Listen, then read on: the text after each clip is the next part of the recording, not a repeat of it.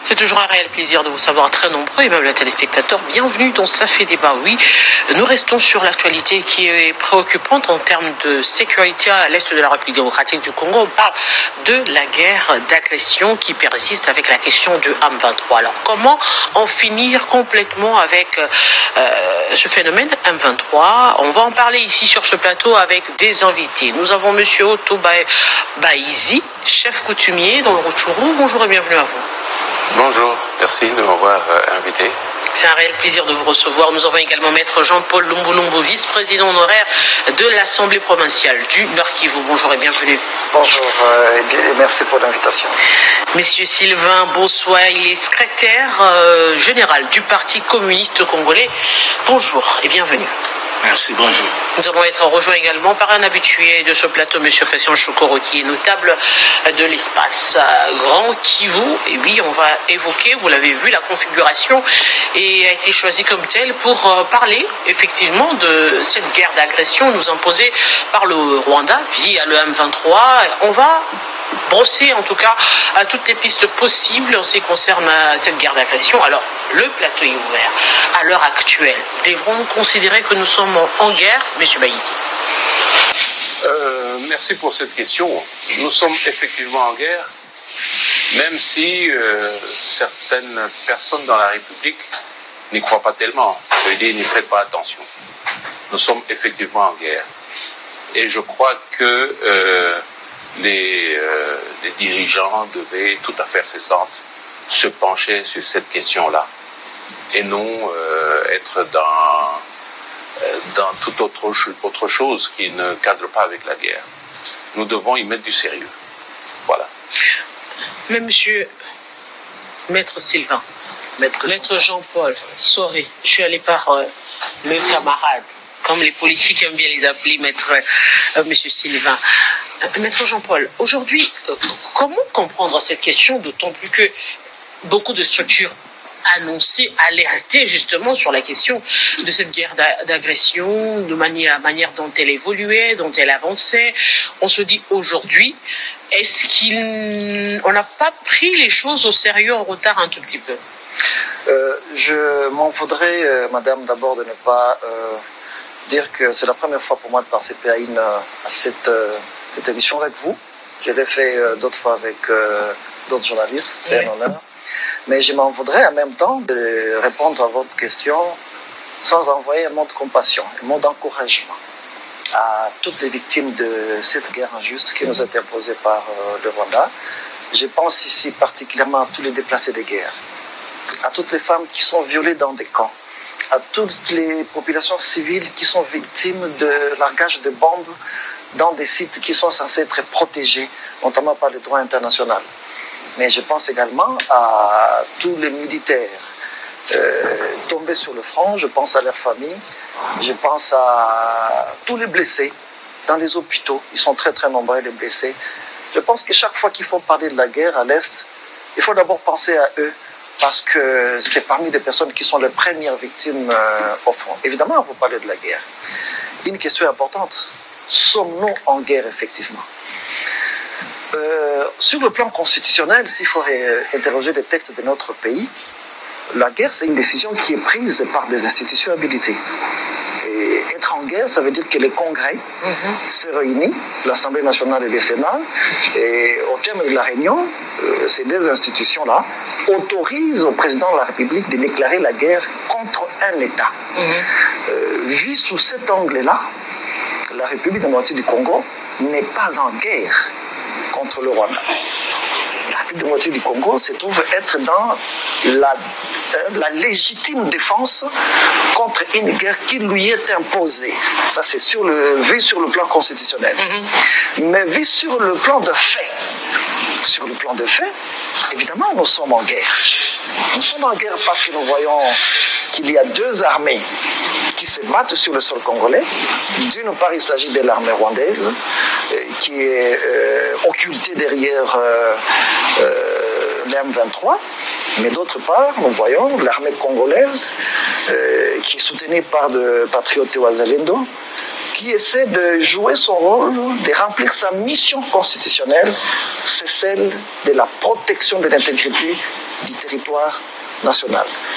La guerre également sur le plan des faits, parce que comme je l'ai dit à l'entame de mon intervention, lorsque nous voyons des victimes de bombes, nous voyons des déplacés internes, aujourd'hui c'est plus de 7 800 000 déplacés de guerre à l'est de la République. Lorsque je vois la population de la ville de Kinshasa, je l'évalue à plus de 15 millions d'habitants. Imaginez maintenant que la moitié de la population de la ville de Kinshasa, c'est des personnes déplacées internes, obligées de vivre dans des conditions indescriptibles. Imaginez qu'une bonne partie de ces personnes-là, c'est des enfants qui n'ont plus droit à la scolarité. C'est des femmes qui ont été violées et qui n'ont aucune assistance. C'est des militaires qui sont des blessés et qui ont besoin d'une assistance efficace de l'État et de la population. En guerre, oui, parce qu'en ce moment, madame, dans ce contexte particulier où la ville de Goma se trouve être un peu encerclée, c'est le moment le plus opportun pour la nation congolaise d'envoyer un message fort, un message de réconfort à la population de la ville de Goma, à toutes ces victimes de cette guerre-là, à la population de Lubero, la population de Massissi, de Walikale, de Nyiragongo, de Beni, un peu partout là-bas, parce que nous avons plusieurs manifestations de cette guerre. Je prends un cas, par exemple, du territoire où je suis originaire. Je suis originaire du territoire de Lubero. C'était resté l'unique territoire qui n'était pas encore occupé jusqu'à un certain moment. Mais là, dans la partie sud du territoire de Lubero, maintenant c'est l'armée rwandaise avec le M23. Dans la partie nord du même territoire, ce sont les ADF maintenant qui ont fait l'extension. Oui, l'extension de massacre de Beni est arrivée maintenant à Lubero. D'où cette question, est-ce que nous n'avons pas pris cette question au sérieux un peu en retard, parce que c'est vrai, quand on parlait de Minembwe, quand on parlait des territoires occupés, oui, il n'y avait que des individus, peut-être des députés qui dénonçaient, ou encore la société civile qui dénonçait qu'on commence à occuper. Ça fait 100 jours qu'on occupe. Est-ce que nous devions attendre maintenant que Goma soit encerclé pour parler de questions tout à fait cessantes, où on doit se mobiliser comme ça? Vous savez, madame, les questions sécuritaires sont des questions tellement complexes que des solutions peuvent apparaître. Pour la population victime, la fin de la guerre, ça veut dire qu'il n'y a plus de crépitement de balles, et les uns et les autres sont rentrés dans leur position. Mais la guerre, ce n'est pas que le crépitement de balles. Vous pouvez ne pas avoir de troupes au sol, mais vous êtes en guerre sur le plan diplomatique, sur le plan économique et autres. Évidemment, vous pouvez avoir raison dans cette perception d'analyse, parce que, madame, aujourd'hui, par exemple, lorsqu'on parle du M23, je l'ai dit plusieurs fois sur ce plateau, je l'ai répété sur plusieurs plateaux de radio et de télévision, je suis de ceux-là qui étaient à Goma en 2012-2013, lorsque la ville fit tomber sous l'occupation du M23. Je connais ce qui s'est passé à Goma. Je connais comment le M23 a été de fait une partie en débandade vers l'Ouganda, l'autre vers le Rwanda. Donc aujourd'hui, parler du M23 encore, moi j'ai du mal à dire M23. Dans ma communication, j'ai toujours dit il s'agit de l'armée rwandaise. Parce que je ne m'imagine pas le M23 que j'ai vu de fait avec le colonel Mamadou Ndala d'heureuse mémoire, n'est-ce pas, se reconstituer avec autant de faits militaires et être à même de tenter d'humilier toute une armée républicaine. Je refuse de croire qu'il s'agit du M23. Moi, je crois, et comme l'a dit le chef de l'État, il s'agit de l'armée rwandaise. Et je suis heureux. Je suis heureux que sur le plan diplomatique, cette guerre dont nous sommes victimes aujourd'hui, les institutions essaient de faire de telle sorte que maintenant, les sons soient entendus dans les plus hautes institutions internationales. Je vais parler par exemple du Conseil de sécurité des Nations Unies, où tout récemment, nous avons des experts qui ont reconnu que l'appui du Rwanda à cette rébellion Elle est incontestable. Le reconnaître, c'est bien beau. On va revenir sur cette question, M. Choukourou. Bienvenue à vous sur ce plateau. Ça fait débat. On va vous accorder la parole d'un moment à l'autre. On prend M. Sylvain. C'est vrai, on parle de la guerre d'agression sur ce plateau. Apparemment, tous est unanime que, oui, la RDC est en guerre. Mais une guerre ne finit-elle pas par le dialogue toujours, à défaut de résister et de repousser? La question est partie, je le disais, de Bunagana. On en parlait alors que ce n'était que Bunagana. Aujourd'hui, ce n'est plus Bunagana. Donc ça veut dire qu'elle a évolué. Elle a réellement évolué. Est-ce que, au niveau de la République démocratique du Congo, on ne devrait pas non plus évoluer pour voir les contours de cette guerre d'agression et réellement établir un dialogue pour en finir? Merci beaucoup, madame. Je pense que dans une guerre d'agression, nous sommes dans une guerre d'agression. Il faut savoir qui nous agresse réellement. Pourquoi on nous agresse? Qu'est-ce que l'ennemi cherche dans notre territoire? Et que faire, nous, le Congo, en face de cette situation? Voilà la thématique que moi je voulais aborder. Qui nous agresse? C'est l'Occident. L'Occident nous agresse du fait que l'assassinat d'Abiyarimana avait comme motivation la balkanisation du Congo. Et la communauté internationale, les États-Unis, l'ONU, la France, ils ont exigé au président Mobutu de pouvoir, pour la toute première fois dans l'histoire de l'humanité, qu'une armée étrangère entre dans un autre pays avec des armes et qui ne sont pas désarmés, et qu'ils entrent comme si c'était leur territoire. Et c'était sur base d'une pression extérieure que Mobutu a dû céder. Kengo est vivant, son gouvernement était dans l'opposition de l'entrée des Rwandais ici, sur le territoire congolais. La France, les États-Unis, l'ONU a exigé que les Rwandais entrent ici. Ça, c'est ce que les Congolais doivent savoir.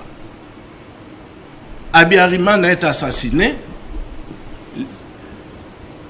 Les États-Unis et l'Ouganda installent Paul Kagame au Rwanda. Les militaires rwandais de Hutu qui sont au Congo deviennent comme étant un motif que la communauté internationale, avec les multinationales, doivent piller systématiquement nos richesses. La motivation est économique. L'Occident est en crise. Tous ces pays sont en crise. Et pour résoudre leurs problèmes, les États-Unis, la France et les autres, ils ne veulent pas que nos richesses soient en échange d'une coopération. Il faut piller. Pour piller, la guerre devient un moyen de commerce. Mais si c'est le cas, il faudrait ne pas négocier avec Kagame carrément. Voilà, parce que dans les négociations... Je reviens. Oui. Monsieur Kagame n'est qu'une marionnette de l'Occident. Du fait que, vous aviez vu, moins d'1 million de Rwandais sont morts, il y a eu une injustice, un tribunal international pour le Rwanda. Mais il y a plus de 12 millions, ni l'ONU, ni la France, ni les États-Unis, moins encore la Belgique, peuvent réclamer la justice pour les morts congolais. Ce sont des indices qui montrent qu'ils sont en train de pousser le Rwanda pour détruire le Congo. Ça, c'est la première position de notre parti. Deuxième motivation, c'est quoi? La deuxième motivation, c'est que les minéraux qu'on trouve à l'est de la République, ce sont des minéraux stratégiques qui sont recherchés par la Chine et qui sont recherchés par la Russie, qui sont recherchés par les États-Unis. Et à partir du Congo, à partir de l'Est du Congo, celui qui aura la gestion de ces minéraux sera la première puissance économique. C'est vérifiable si j'essaye d'analyser chaque minerai et son importance. Ici, les États-Unis et l'Occident en général empêchent premièrement le gouvernement congolais les moyens de faire sa politique, parce qu'on fait la politique avec les moyens. Et les minéraux sont nos moyens pour faire notre politique. Deuxième aspect, on empêche, on est dans la stratégie du chaos des États-Unis, on empêche qu'un autre adversaire de taille comme la Chine ou la Russie peut entrer, signer n'importe quelle coopération concernant nos minéraux avec la Chine ou la Russie. Alors il faut déstabiliser ces territoires-là. C'est pourquoi vous voyez que partout où notre diplomatie, le chef de l'État passe, ministre des Affaires étrangères, peut tout dire, il n'y aura pas une condamnation avec des effets de sanctions contre les Rwandais.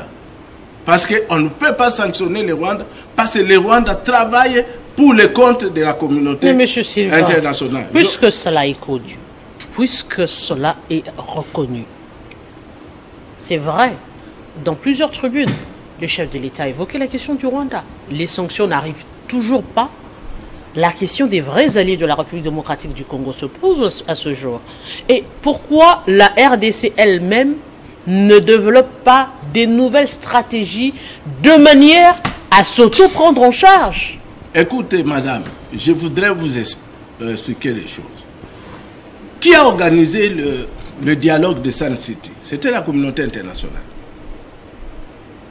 Et c'est cette communauté internationale qui a infiltré plusieurs éléments rwandais dans notre armée et dans nos services de sécurité, avec l'objectif de déstabiliser notre armée et notre service de sécurité. Parce que pour faire la guerre, il faut avoir un service de sécurité puissant qui peut infiltrer l'ennemi et vous donner les informations même de l'ennemi et savoir quel type d'armement l'ennemi dispose et les contrecarrer. Ici, dans notre pays, nous avons des difficultés. La première difficulté, c'est la classe politique, qui ne comprend absolument rien du Congo, qui ne connaît pas l'importance de notre pays sur le plan international et qui ne connaît pas les tactiques de l'ennemi, mais on distribue des responsabilités à des ennemis, à des individus qui ne peuvent pas résoudre les problèmes. Dans la guerre, nous sommes en guerre. Et c'est possible que vous êtes en guerre, vous pouvez inviter les gens à aller prier. Aller prier pour la fête de la guerre. Ça, c'est quelle stratégie, ça? C'est quelle stratégie? Israël, c'est leur Dieu. Il dit l'Éternel des armées. Mais vous allez trouver des jeunes filles en Israël, même aujourd'hui, dans toutes les rues avec des armes, pour défendre leur patrie. En Israël, vous n'allez pas trouver une fille en Israël, comme vous êtes là, journaliste, vous avez votre arme en poche, ou vous avez votre AK. Parce que vous savez qu'à tout moment, vous pouvez défendre la nation, votre nation. Et pourtant, c'est leur Dieu. Mais ici, on vous dit, allez prier à l'église. Monsieur Choko. Alors, ce que je voudrais vous dire, qu'il y a un comportement, quand on est dans une guerre, il y a un comportement qu'il faut agir. Le comportement doit commencer par les dirigeants. L'exemple, le ministre de l'Intérieur, est-ce que mobilise-t-il les gouverneurs, les bourgmestres, les autres pour défendre la patrie? Parce que cette guerre ne peut terminer que par des Congolais. Monsieur Chokoro, vous êtes politique, notable du Nord Kivu. Aujourd'hui, lorsqu'on parle de la classe politique, apparemment, comme M. Sylvain venait de le dire, les politiques sont dans une toute autre réalité. Ils ont d'autres enjeux que la question sécuritaire du pays. Le chef de l'État l'a dit dans son meeting de campagne que la question de la sécurité dans l'Est de la République démocratique du Congo reste prioritaire. Mais on voit, vous, les politiques, soit dans la distribution des postes, soit aujourd'hui, c'était hier encore, c'était la question de la Constitution. En lieu et place de revenir sur cette question de la balkanisation qui persiste, le projet, il est encore là.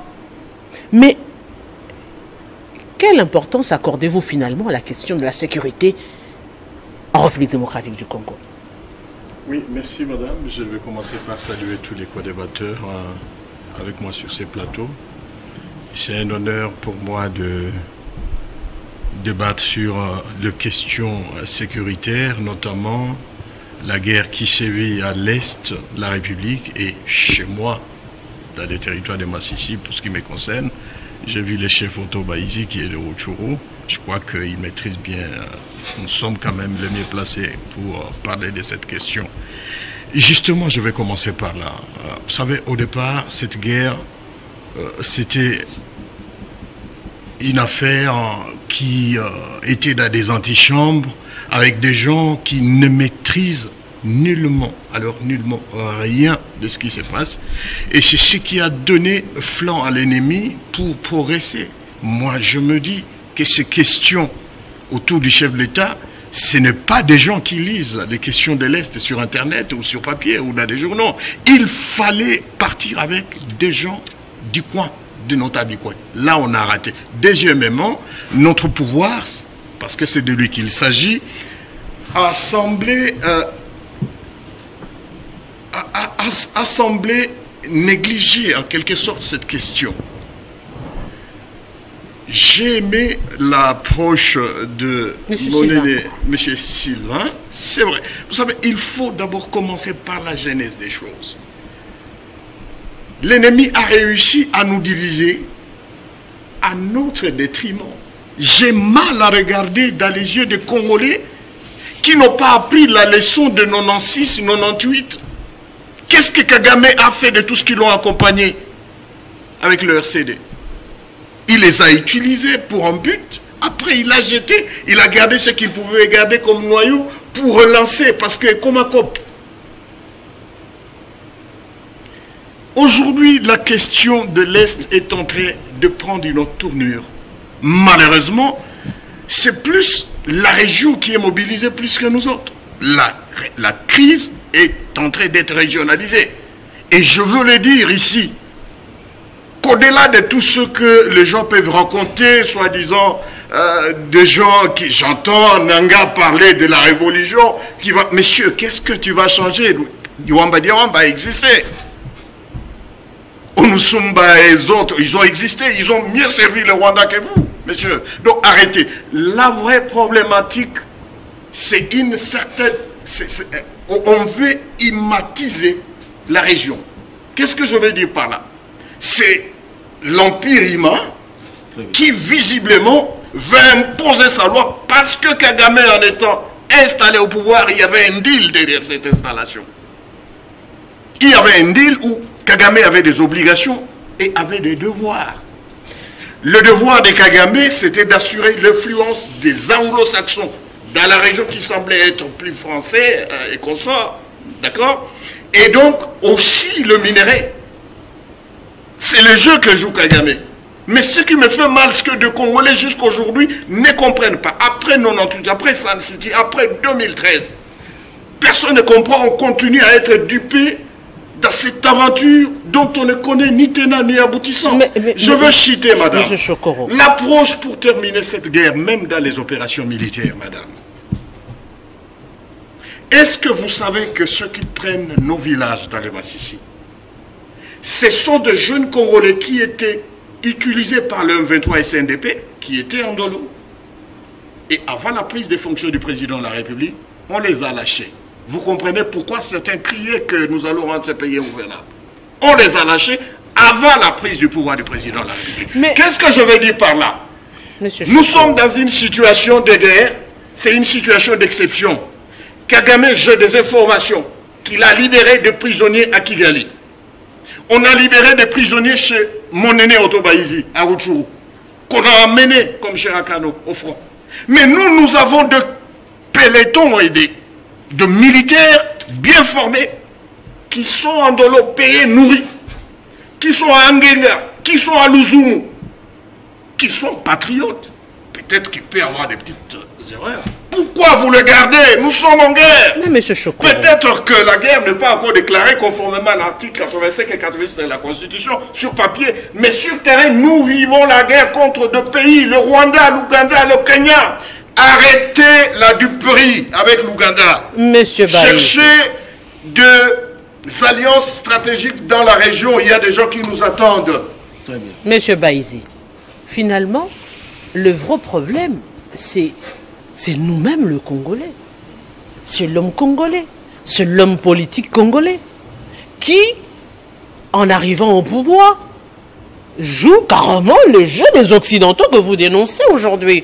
Si on doit parler aujourd'hui en termes de majorité-opposition, ça veut dire que le débat, il est ailleurs. Le débat, c'est pas l'unité du Congo. La question de la balkanisation est mise de côté. Parce que chacun, en parlant pouvoir-opposition, c'est chacun qui voit ses intérêts. Alors que la réalité voudrait que l'on change de politique. Que l'on adopte par exemple la politique chinoise, où on devrait carrément avoir une gouvernance autre pour ôter la question de l'opposition et majorité et finalement voir la question du Congo. Madame, d'entrée de jeu, j'avais dit que nous ne sommes pas sérieux. Et souvent, j'ai toujours répété ce mot. Il faut être sérieux pour entreprendre quoi que ce soit. Nous ne sommes pas sérieux, nous ne prenons pas les choses au sérieux. Bien évidemment, il y a la problématique des multinationales, des etc., n'est-ce pas? Il y a le projet de balkanisation, mais au départ, nous devons savoir comment nous devons nous prendre par rapport à la problématique qui se présente, qui est la guerre. Nous sommes en pleine guerre, mais nous, de notre côté, nous sommes distraits. Distraits dans quel sens? Dans le sens où nous ne prenons pas les choses au sérieux. Ça veut dire que nous avons des troupes sur le terrain qui n'ont pas d'approvisionnement. Avant de venir, il y a quelqu'un qui me disait que, bon, il y a des choses qu'il faut... Non, il faut qu'on se le dise. Il y a des troupes sur le terrain qui ne sont pas organisées. Les Ouazalendo, ils sont là, ils sont venus en renfort, mais ils ne sont pas organisés. Maman, il y a multiplicité de commandements au Nord Kivu. Comment voulez-vous gagner une guerre pendant qu'il y a 5 sources de commandement? C'est impossible. Madame, on a décrété l'état de siège. Hein. Il y a eu un gouverneur militaire. Et finalement, le gouverneur militaire, il s'est occupé de l'administration et le commandement est allé ailleurs. Alors pourquoi est-ce qu'on a mis un état de siège où le gouverneur militaire, finalement, il devient administratif, il finance, etc. Il y a quelque chose qui cloche. Madame, on n'est pas sérieux. On n'est pas sérieux, surtout nos dirigeants qui sont ici, le gouvernement. Le chef de l'État, il y met le paquet. Mais est-il qu'il y a dans son entourage un problème d'homme. Madame, je suis chef coutumier à Rutshuru, dans le territoire de Rutshuru, dans la chefferie de Bouicha, chez le Mohamed Désé. Eh bien, je sens ce qui se passe à travers nos populations, etc. C'est comme lui il le dit, nous sommes en train de mourir chaque jour. Pourquoi? Parce que simplement, nous ne prenons pas les choses au sérieux. Maintenant, quand il y a eu la menace sur Goma, les gens se sont réveillés, ah mais ça commence à être sérieux, Goma. Mais pourquoi seulement Goma, pourquoi pas Bunagana? Et ça, c'est terrible, madame. Nous ne sommes pas sérieux. C'est-à-dire que nous devons y mettre les moyens, les stratégies, etc. Il faut que les Quinois, je les appelle Quinois, cessent de jouir, tout simplement. Parce que moi, je les ai toujours dit que ce qui se trame Bunagana, etc., c'est comme un cancer. Et quand le cancer a touché une partie du corps, il faut faire attention. Si vous ne faites pas attention, alors là, elle va entamer tout le corps. Il faut que nos dirigeants ici comprennent cela. C'est que nous sommes presque en métastase. Et ça va être très compliqué. Si on n'y met pas de sérieux, ça sera très compliqué. Madame, pourquoi est-ce que vous imaginez que... Imaginez-vous, ces assaillants, ils viennent maintenant, ils attaquent Saké. Ils ont été à Minova dernièrement, maintenant ils vont à Saké. Mais dans le Lubero, qu'est-ce qui se passe? C'est-à-dire, dans les Lubero, nous avons des militaires FARDC, des OASN, qui attendent. Ils attendent que les autres puissent déclencher? Non. Moi, je pense qu'il devait y avoir plusieurs fronts à la fois. Parce que nous avons un avantage en termes d'effectifs. Pourquoi est-ce que maintenant, là, on se bat sur Saké, on est là, on essaie de créer un bouclier? Mais vous-même, vous venez de le dire, il n'y a pas suffisamment de rations, vous allez attaquer au même moment comment? Justement, ce que je suis en train de dire, c'est parmi les pistes de solution. Ok. Et il faut commencer par être sérieux, réorganiser les choses, ensuite entamer ce genre de stratégie que je donne. Évidemment, il y a plusieurs autres éléments qu'on ne peut pas étaler sur le plateau, mais est-il que il y a beaucoup de choses qui peuvent être faites et qui vont redorer notre image. Vous savez, c'est humiliant. 4000 hommes ou un peu moins, les Rwandais, les M23, AFC et tout le monde que vous voulez. Et nous sommes, quoi, 300 et quelques 1000 soldats FARDC. Mais comment parler de ce sens de sursaut national du moment où, politiquement, il faudra le dire, qu'il y a des fissures. Et pas les moindres. Et pas le moindre, en interne, il y a des fissures. Longtemps, la société civile et d'autres ont parlé du dialogue, de réconciliation, de voir les choses autrement. Mais la question a été balayée du revers de la main. Aujourd'hui, comment faire face à cela? Parce qu'il faudra le dire, en politique, on ne va pas le refuser. C'est aussi sociologique, c'est des groupes, c'est des leaders de chaque coin qui doivent mobiliser, sensibiliser également. Mais alors si cette question de gouvernance ou encore de la gestion de l'État, et pour l'instant, il faudra le dire, et laisser à l'union sacrée, ce n'est pas à tous les Congolais, ce n'est pas tous les politiques qui embrassent la question, encore qui viennent soutenir la question. Madame, là, les considérations politiques, évidemment, ont leur pesant d'or. Mais c'est aux dirigeants de gérer cette question-là. Parce que maintenant, ils devaient fédérer tout le monde, toutes les tendances autour de cet idéal-là qui est la défense de la patrie. S'ils ne le font pas, c'est qu'il y a des incompétences. Vous allez m'excuser peut-être le mot, il y a des incompétences. Il y a des incompétences, il y a des gens qu'il ne faut pas à certaines positions. Je vous le jure. Parce que comment voulez-vous que nous sommes... Il y a une guerre qui est à l'est de la République. Le ministre de la Défense ne fait rien, ne dit rien, ne veut pas sur terrain, n'organise rien. Le chef d'état-major général, ça fait 3 semaines qu'il est là. Il est, je ne dirais pas qu'il est hors sujet, mais est-il qu'il doit s'imprégner de ce qui se passe et puis saisir la balle au bond et déclencher. On ne peut pas rester indéfiniment dans l'expectative, madame. C'est impossible. Il faut qu'il y ait des gens qui peuvent fédérer les autres. S'ils ne sont pas en mesure de le faire, c'est qu'il y a des incompétences. Maître Jean-Paul Lombo. C'est vrai, on est en train de parler de la question sécuritaire, mais on ne va pas le nier, comme je le disais tout à l'heure, que la question politique y est inclue. Il y a des forces en présence qu'il faudrait fédérer à ce jour. Pour voir un Congo uni, on va pas, comme on le dit, même lorsqu'on s'occupe pas de la politique, elle s'occupe de nous. Il y a des problèmes qui sont pendants. Aujourd'hui, on a vu autant de tentatives, autant d'annonces, mais finalement, rien ne se passe. Et lorsque même ce dialogue semble être voulu, mais on sent que derrière les politiques, c'est toujours d'autres questions que la question sécuritaire. Bon, évidemment, je voudrais me rassurer de la nature du dialogue auquel vous faites allusion, parce que la question de dialogue par rapport à la thématique de la guerre, lorsqu'on y fait allusion, je me dis, êtes-vous en train d'inviter le gouvernement à changer des tactiques, des stratégies pour dire, écoutez, je dois dialoguer avec l'M23. Je me permets de croire que tel n'est pas le cas, et que les dialogues auxquels vous faites allusion ici, c'est le dialogue à l'interne. Oui. Bon, la question du dialogue, en principe, le dialogue, c'est l'un des modes de gouvernance. Lorsqu'on gouverne, le dialogue doit être permanent.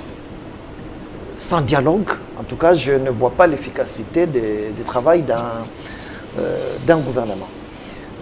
Mais c'est vrai peut-être que l'idée du dialogue, nous connaissons son origine. Nous connaissons généralement ce qui se trame derrière les dialogues. Mais on peut faire les choses autrement. Oui, on en a connu. Les contextes politiques actuels, la cartographie politique actuelle, pour le moment, oui, le dialogue, mais quand on va dans les institutions, il est clair, il y a une majorité qui se déclare à l'Assemblée. Il y a une minorité que nous appelons l'opposition, que j'appuie beaucoup, que je félicite à faire beaucoup de travail encore, parce que moi je perçois l'opposition comme un autre service public, parce qu'il est même prévu que l'opposition a droit à des indemnités, au même titre que les fonctionnaires de l'État. C'est comme ça, moi je les considère comme un service public, et il faut que le résultat soit là. Mais le dialogue aussi, il peut avoir comme ambition de contribuer à décrisper la crise sur le plan sécuritaire. S'il peut avoir pour ambition d'apporter des nouvelles idées, parce que l'opposition, évidemment, c'est une alternative, des nouvelles stratégies qui puissent permettre que les Congo retrouve son prestige d'une grande nation.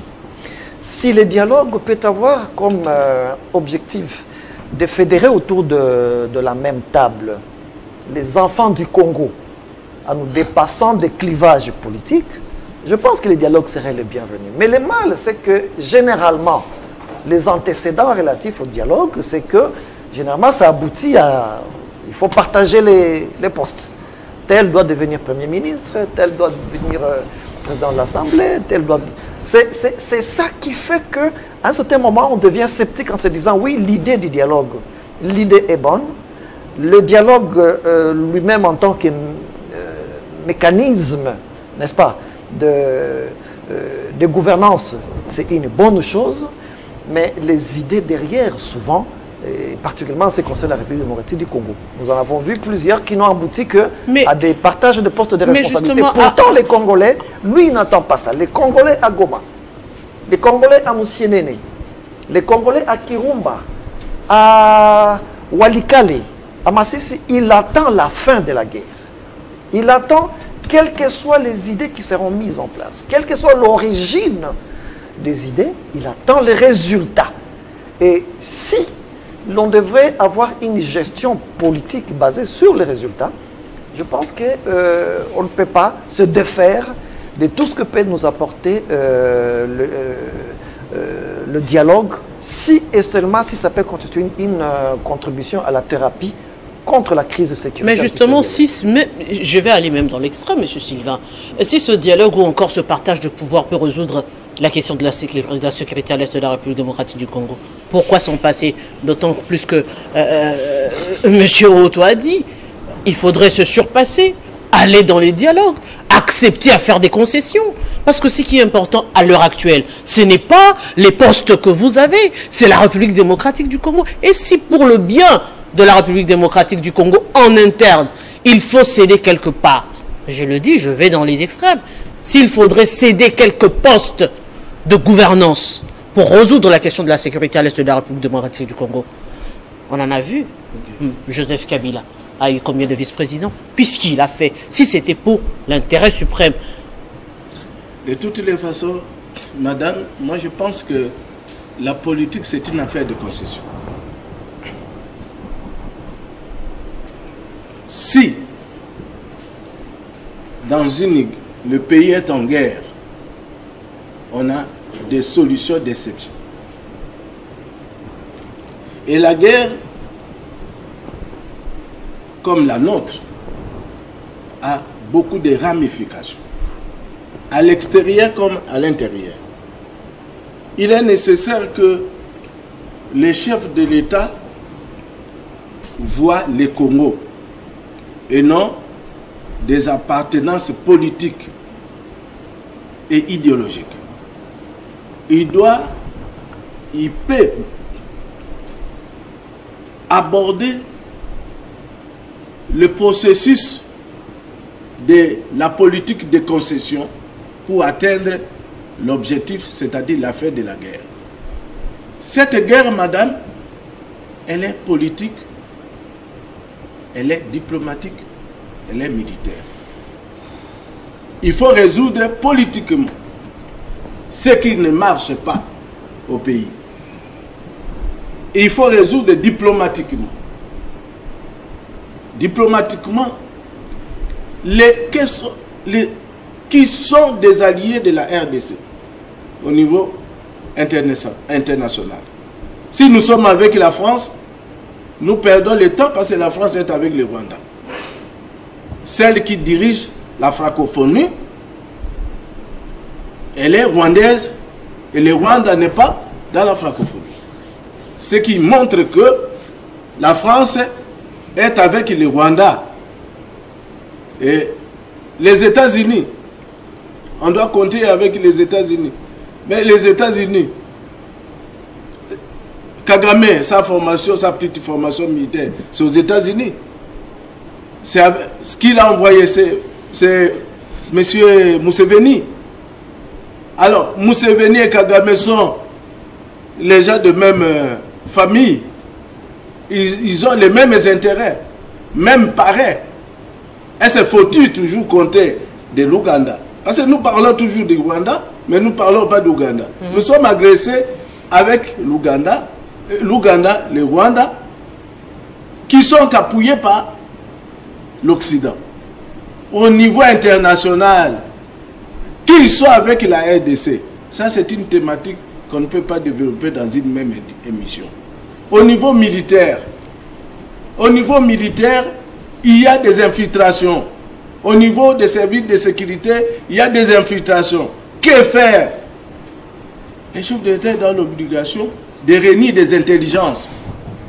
S'il faut puiser un professeur qui connaît l'art de la guerre, un chef coutumier qui connaît l'art de guerre, qui soit ministre de la Défense, il ne peut pas hésiter à cause maintenant d'une famille politique. Parce que l'essentiel maintenant, c'est lui qui sera qui va présenter son bilan. Le Kabila a laissé le pays, l'unité, l'intégrité du pays, toutes les provinces. Il ne faut pas que lui quitte au moment que certaines provinces sont sous-occupées par les Rwandais. L'essentiel maintenant, c'est que on doit avoir réuni des intelligences autour du chef de l'État pour résoudre les problèmes de la guerre.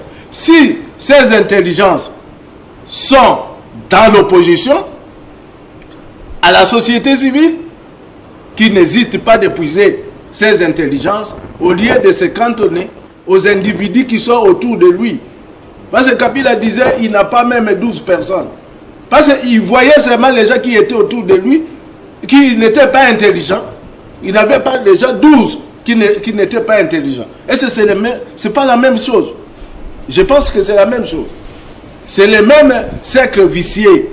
La guerre, madame, pour terminer, la guerre c'est une affaire d'intelligence.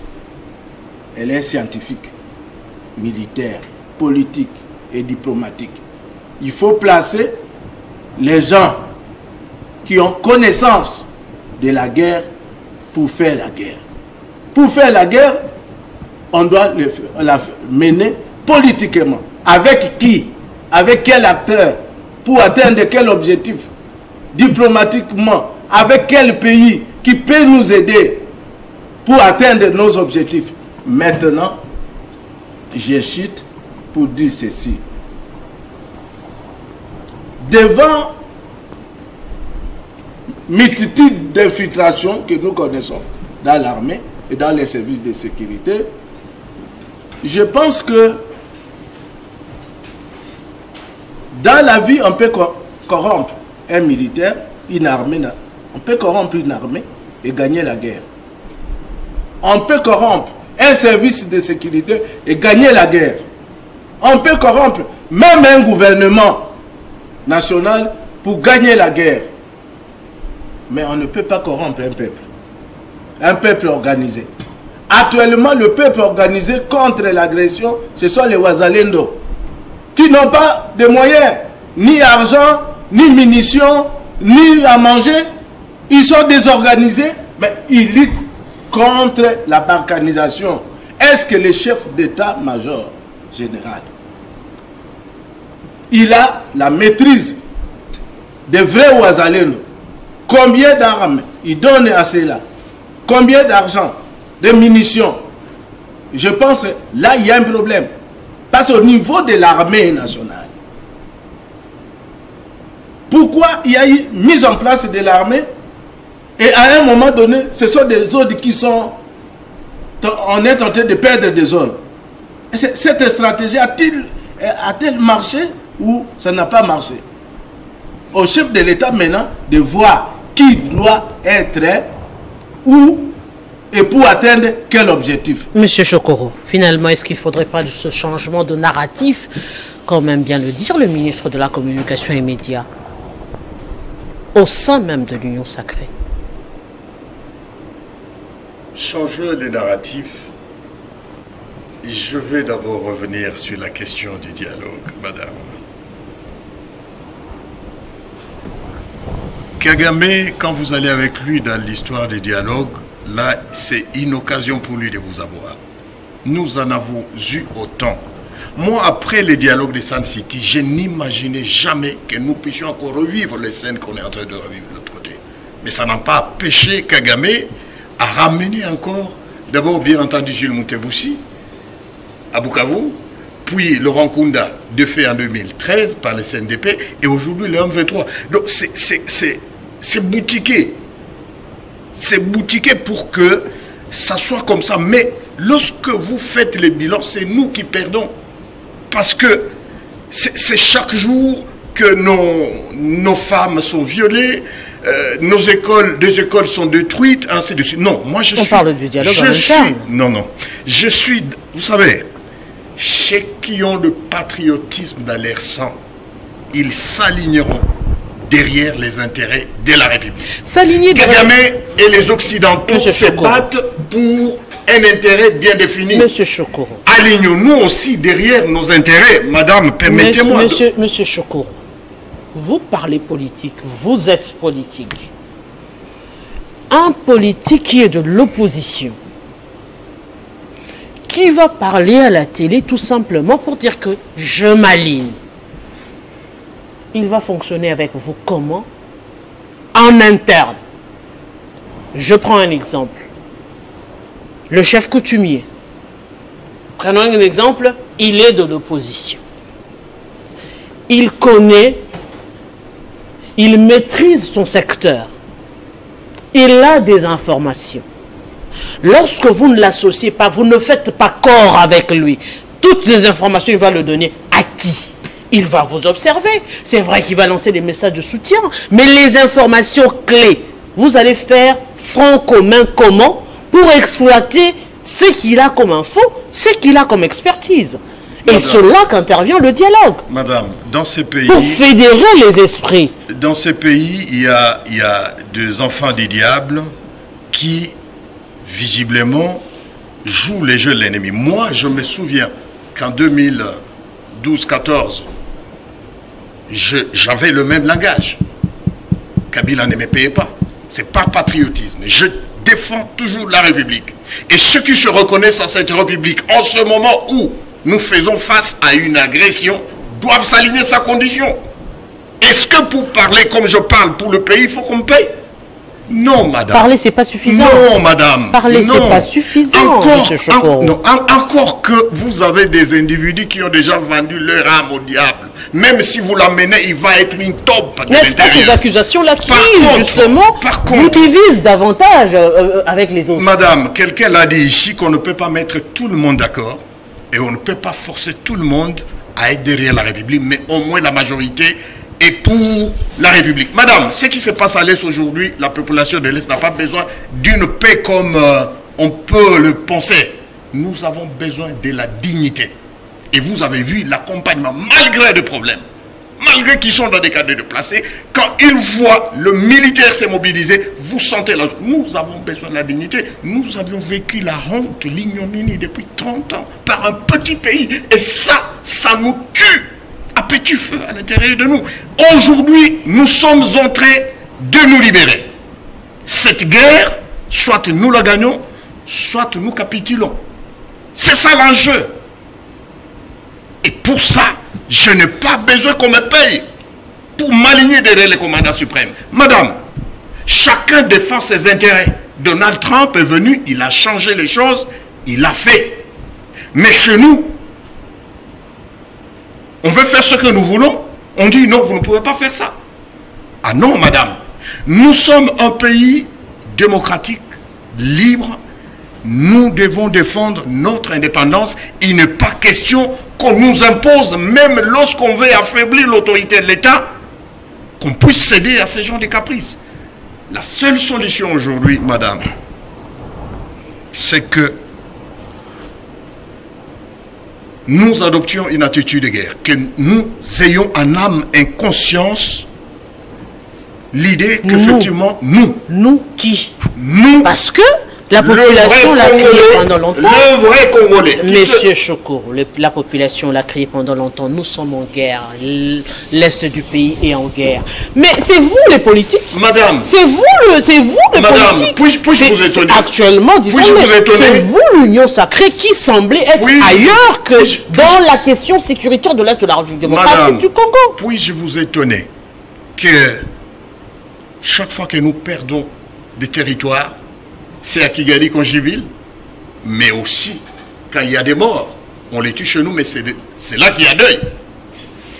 Alors moi je trouve très mal aujourd'hui qu'un homme responsable face à cette réalité défende la même chose. La guerre, on l'a dit ici, elle est médiatique. On nous a produit des comptes fictifs sur Twitter ou X qui relaie à la minute des informations sur ce qui se passe chez nous. Mais lorsque vous vérifiez, c'est qu'on se trouve à Kigali au Rwanda. Et vous avez des Congolais qui s'appellent Congolais, qui défendent l'agresseur. Mais la politique communicationnelle également, c'est vous, le gouvernement, l'Union sacrée. On va accorder la parole à M. Baïzi. C'est vrai que ce sera peut-être notre dernier tour de plateau. C'est vrai, la guerre est réelle. On parle d'aujourd'hui de Saké, de Minova, du Nord Kivu, qui est carrément encerclé. Ça veut dire que si hier on pouvait faire fi, aujourd'hui c'est une réalité. C'est une réalité vraie, vérifiable et qui s'approche de nous.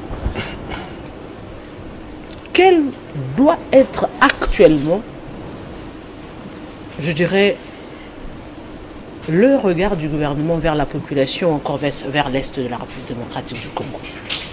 Madame, nous devons changer de stratégie. Quand je dis nous, le gouvernement, parce que c'est le gouvernement qui gère. Le gouvernement qui gère doit changer de stratégie. Je ne veux pas revenir sur le mot sérieux, mais bon, je fais un peu allusion à ça. Et donc, les gouvernants doivent comprendre que voilà, nous sommes en train d'aller tout droit dans un gouffre. Ils doivent prendre les choses en main. Ils doivent déployer tous les mécanismes Parce que c'est comme M. Choukourou l'a dit, des taupes, des traîtres, il y en a chez nous ici. Le ministre d'État de la Justice a parlé il parle des Koulouna, il traque les Koulouna. Il devait traquer ces gens-là qui trahissent la République. Aujourd'hui, notre soubassement commun, notre piédestal, c'est la RD Congo. Et nous, ça nous fait mal de voir qu'il n'y a rien qui se passe. Pas par la faute de la Providence, mais par la faute de certains individus qui sont complices. Vous savez que même au sein de l'armée, il y a des complices de l'ennemi. Moi, je n'ai pas peur de le dire, parce que j'ai toujours dit que même Kagame, les Tutsis, etc., moi j'en parle. Et donc, il y a certains de nos chefs militaires qui sont complices de l'ennemi. Il faut balayer tout ça. Pourquoi est-ce qu'on ne change pas tous ces commandements qu'il y a, on ne bouscule pas Mais on a changé récemment, il y a eu... On a changé récemment, mais on change certains, on laisse d'autres, etc. C'est pas ça qu'il fallait. Madame, il faut un changement profond et puis il faut traquer tous ces gens-là qui sont contre la République. Madame, nos agresseurs, je parle toujours du leadership Tutsi au sommet du Rwanda, ils sont rusés et futés. Et donc, face à ce genre de personnages, il faut des stratégies rusées et futées. Madame, nous devons, nous, gouvernement congolais, prendre les choses en main et essayer de changer nos stratégies. Madame, comment voulez-vous que les gens aillent sur des lignes de front sans munitions, sans rien, sans logistique? C'est impossible. Le chef de l'État déploie des moyens, dans le parcours, il y a des tournements. Madame, on ne peut plus voiler ce genre de choses, ce sont des choses qui existent. Moi, je suis de Rutshuru, monsieur est de Massissi, maître est de Lubero. Nous subissons chaque jour les remous, les conséquences de tout ce qui se passe là-bas. C'est différent des jouisseurs que nous voyons ici à Kin. Madame, il y a des jouisseurs à Kin. Ah bon? Et qui ont des postes de responsabilité, madame. Il faut balayer ces gens-là. Oui, je le confirme. Ah. Ils sont jouisseurs à Kinshasa. Autour du chef de l'État. Autour du chef de l'État. S'ils ne balayent pas ces gens-là, c'est pas sérieux, c'est pas normal. C'est pas normal. Monsieur, Maître Lumbu, c'est toujours la même question. J'ai senti, madame, que vous insistez sur la question du dialogue interne. Mais je crois que la solution est déjà constitutionnelle et même institutionnelle. Parce que, comme vous le savez, nous avons une loi portant statut de l'opposition politique dans notre pays. Je suis heureux d'être parmi ceux-là qui avaient apporté des propositions avec le professeur Adjmbodj, qui était de la commission, pour que cette loi soit soumise au Parlement à l'époque. Dans cette loi, sur le statut de l'opposition, on a donné à l'opposition deux rôles essentiellement. Un, c'est de critiquer, mais deux, c'est de proposer. Et pour donner à l'opposition l'espace des propositions, dans cette loi, il est prévu qu'au sein du Parlement, il puisse y avoir un chef de file de l'opposition qui jouit d'un budget. Il jouit d'un budget prévu par la République. Et cette opposition, elle est soit institutionnelle, soit extra-institutionnelle. Et que donc, la loi a déjà prévu un espace de dialogue à l'interne, de telle sorte que on ne peut pas dire que parce qu'on est de l'opposition et qu'on a apporté une idée, on n'a pas trouvé un espace pour exprimer. Non, non, la loi avait déjà prévu. D'ailleurs, dans le bureau, la composition de l'Assemblée nationale, vous allez constater que dans cette composition-là, il y a des... L'opposition. L'opposition est là. À l'Assemblée nationale, tout comme au Sénat. Oui, nous avons été même surpris d'apprendre que au gouvernement, il y a quelqu'un qui vient de l'opposition, bien que cette même loi-là, à son article 2, interdit formellement que quelqu'un qui est opposant soit membre du gouvernement. C'est l'article 2 de la loi portant statut de Oui, il y a le ministre de la Justice qui est de l'opposition républicaine. Moi, je ne le considère pas comme de l'opposition, je le considère comme de l'union sacrée parce que ce gouvernement, c'est un gouvernement de l'union sacrée. Ce n'est pas un gouvernement d'union nationale où on doit y avoir des opposants. Et non, non, c'est un gouvernement de la majorité de l'union sacrée. Moi, je le considère et je ne l'ai jamais considéré comme... quelqu'un de l'opposition. C'était pour apporter une réponse institutionnelle à votre inquiétude par rapport à l'espace de dialogue. L'espace de dialogue. La question de la guerre de l'Est, on a touché des aspects importants. J'ai beaucoup aimé la partie sur la question internationale, les rôles que joue le multinational tel que mon aîné l'a développé. J'ai beaucoup aimé l'appel au sérieux. Il faut qu'on soit sérieux. Et oui, c'est vrai qu'il faut qu'on soit sérieux. Mais à l'heure où je vous parle, madame, dans la ville de Goma, en ce moment, la population n'a pas besoin de toutes ces théories, de toutes ces analyses. Ce n'est pas ça qui intéresse la population. Ce qui intéresse la population en ce moment, c'est le retour de la paix. Oui, la paix, pour l'obtenir, la guerre, elle est à la fois militaire, elle est médiatique, elle est diplomatique, elle est économique. Évidemment, c'est ça le rôle du gouvernement. Et le rôle du gouvernement, c'est de rassurer en ce moment la population, pour dire, la ville de la population, la ville de Goma, en dépit du fait qu'on a repoussé l'armée rwandaise, peut-être derrière Saké, les gouvernements, les institutions. Quand je parle du gouvernement, je vois les institutions dans l'ensemble, le Parlement, le gouvernement et tous les services, que le gouvernement doit rassurer la population qu'il est en train de prendre des mesures adéquates pour éviter que la ville de Goma tombe sous l'occupation de l'armée rwandaise pour la énième fois. Bien que, comme vous l'avez dit à l'entame de vos questions, est-ce qu'on n'a pas pris la question un peu au sérieux en retard? Mais il n'est jamais tard pour mieux faire. Si une proposition peut découler en ce moment du gouvernement et qui puisse empêcher que la ville de Goma puisse être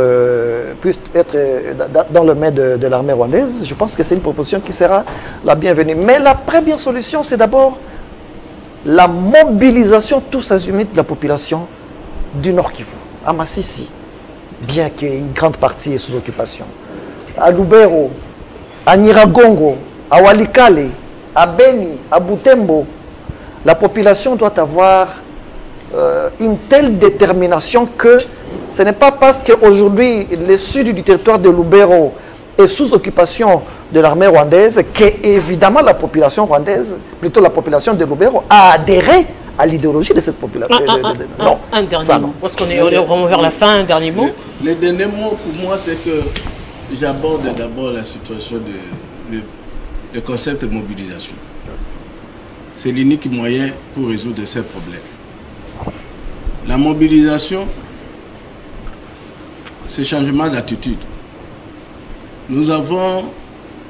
Qu'on quitte un peu cette phase de jouissance au niveau des institutions. Les gens qui voient être au pouvoir, être au gouvernement, être au parlement, c'est pour avoir de l'argent. Cette attitude, on doit quand même combattre et changer ça. Deuxièmement, il faudra que dans la mobilisation, que je suis un peu choqué quand nous sommes ici, vous parlez de Rutshuru, Massissi, originaire, le problème est national. Ce problème est national. Il faudra qu'au niveau la première ministre, avec le ministre de l'Intérieur, mobilise presque les jeunes de toutes les provinces de la République. Les initier à combattre l'ennemi pour résoudre le problème. Deuxièmement, il faudra qu'au niveau de l'état-major de l'armée, général de l'armée, on change les attitudes. On sait qu'il y a des officiers qui étaient au RCD, qui sont avec Kagame chaque jour, par des moyens qu'eux-mêmes connaissent. Ces gens-là ne doivent pas être à l'Est. On doit les affecter ailleurs. Ailleurs, il faut les affecter ailleurs. Il faut donner, plus la mobilisation demande aussi des moyens. Il faut donner des moyens au peuple armé comme les Wazalendo. Parce qu'eux, ils défendent la patrie. Les autres sont officiers, autres, ils sont dans la jouissance. Un autre message, c'est l'opposition et majorité. Quand vous dites opposition et majorité, ça c'est un faux problème. du fait que la patrie est notre patrimoine commun. Quand la patrie est en danger, il n'y a pas d'opposition. Il n'y a pas de gens qui sont au pouvoir. Même aux États-Unis, aujourd'hui, si les Américains sont attaqués par une autre nation, il n'y aura pas de démocrates, il n'y aura pas de républicains. Tout le monde sera armé pour défendre la patrie. C'est ce que j'appelle l'opposition, à être toujours ceux qui sont intelligents, qui ont l'art de la guerre, de contribuer aussi pour mettre fin à la guerre. Monsieur Chokoro. Les dialogues, je termine oui, rapidement. Dire, quand on est dans une guerre, si l'ennemi occupe plusieurs villes, les négociations seront en faveur de l'ennemi. Il faut empêcher que l'ennemi puisse progresser, l'étouffer. Pour l'étouffer, il faut toute la classe politique, la société civile, les églises, tout le monde conjugue les efforts pour mettre fin à la guerre. Monsieur Chokoro, un dernier mot, rapidement. En tout cas, cette guerre, nous pouvons la gagner, c'est simple. Mais il faut qu'on sache que l'ennemi vient avec les tactiques de guérilla et il faut adapter notre manière de nous battre par rapport à ce que l'ennemi nous amène. Deuxièmement, il faut qu'on utilise nos jeunes gens, qu'on leur donne de moyens, c'est très très important. Ceux qui se battent pour le 1-23, c'est essentiellement des enfants du milieu qui, quand il y a une position ici, ils savent le contournement. Même si vous amenez des militaires, s'ils ne connaissent pas le terrain, c'est là le problème. Troisièmement, madame, le point de ravitaillement de l'ennemi sont connus. Pourquoi vous le laissez? C'est connu qu'ils quittent Bouiza à partir de l'Ouganda pour ravitailler. Ils vont à Kiroliwe, ils montent vers Mouchaki, puis ils vont Ngungu, puis ils ravitaillent en bas, vers la route qui va à Bukavu. Pourquoi on ne bloque pas? Pourquoi on a laissé jusqu'à ce qu'ils arrivent à Minova Calais? Il y a des complicités, il faut que des têtes tombent. Monsieur Chokoro, je vous dis grand merci. Je lance ensuite l'appel en disant que face aux menaces qui guettent la patrie, tous nous devons être congolais. Monsieur Chokoro, grand merci à vous. Maître Jean-Paul Lombolombo, grand merci également à vous. Monsieur le chef coutumier, Monsieur Otto Baizi, grand merci également à vous. Merci beaucoup, mais je voulais lancer un appel à la population de rester vigilante. Vigilante parce que je vous ai dit que les Tutsis qui sont de l'autre côté, ils sont futés et rusés. Et donc, il faut des dénonciations, etc., des infiltrations, il faut tout contrôler. Et puis, que les affaires sociales, l'action humanitaire puissent intervenir par rapport à tous ces gens qui sont dans les... qui subissent les dégâts collatéraux, qui sont dans des camps de déplacés, tout ça, qui n'ont rien. À quoi sert cette République si les déplacés n'ont rien? Merci beaucoup pour ce message également. Monsieur Sylvain, bonsoir. Merci également à vous. Oui, comme vous l'avez dit, à l'unanimité, la patrie ou rien, la République démocratique du Congo ou rien. Eh bien, des dispositions doivent être prises à l'unanimité, mais comme vous l'avez souhaité en ce qui concerne les membres du gouvernement pour des dispositions communicationnelles, approche communicationnelle, pourquoi pas arriver à avoir des points de presse? Ce système, nous allons d'ailleurs le dénoncer, ce système des groupes WhatsApp pour vous donner des informations dans les groupes WhatsApp, ça désoriente également la population, surtout la presse que nous sommes, parce qu'il faudrait avoir des sources fiables et actuellement avec l'Internet, on ne sait pas dire telle source et autres sont fiables. Donc il faudrait réellement des points de presse où les responsables de l'armée invitent les presses pour communiquer, ou encore le porte-parole du gouvernement communiquer à chaque fois pour que l'on sache effectivement quelles sont les informations vraies que la presse devrait diffuser. Grand merci à vous, c'était Ça fait débat. On se retrouve déjà le vendredi prochain en rediffusion. Grand merci à toute l'équipe technique, oui, Dadi Makabi également à la prise de vue et Arsène, j'ai d'ailleurs oublié Arsène Makié, grand merci à vous. Grand merci aussi à toute l'équipe technique et surtout à vous, monsieur, sur ce plateau avec des belles analyses. On se retrouve très prochainement avec le même plaisir.